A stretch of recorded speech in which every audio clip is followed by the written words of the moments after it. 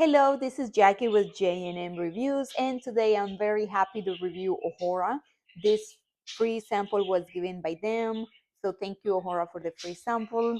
And this is how it looks. What I like about this LED lamp is that it's portable, small. It has a beautiful carrying case that you can take to a hotel, you can take to your vacation, and you still can get your nails done.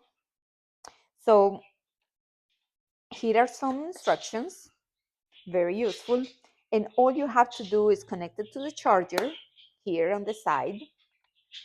You plug it, you connect it, and it's going to take around 120 minutes, 2 hours to fully charge.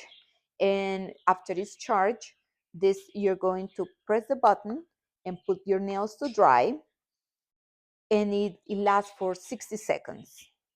And then after the 60 seconds, it's going to turn off.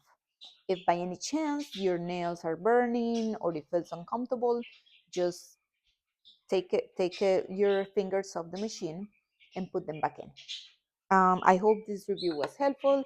I'm looking forward to taking this everywhere I need to go, the beach, the hotel, somebody else's house, and still get a nice manicure.